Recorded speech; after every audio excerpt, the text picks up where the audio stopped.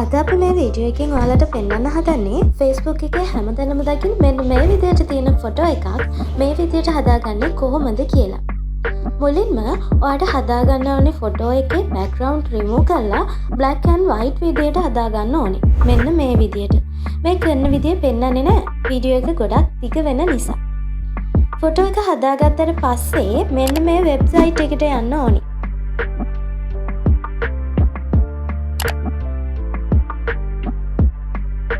ගිහිල්ලා click to upload කියන තැනින් ඔයාට හදාගන්න ඕනේ ෆොටෝ එක අප්ලෝඩ් කරන්න. ඊට පස්සේ මෙන්න මේක වැඩි කරගන්න ඕනේ. 1.1ට වගේ. ඊට වඩා වැඩි කළොත් run වෙන්නේ නැති වෙන්න පුළුවන්.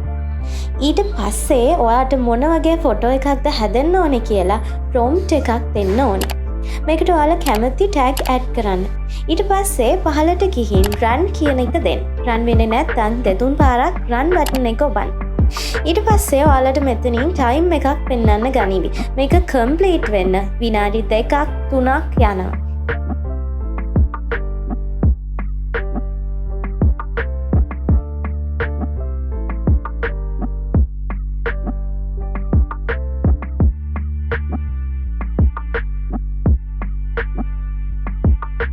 ඊට පස්සේ ඔයාලට මෙන්න මේ වගේ ෆොටෝ එකක් ලැබේවි.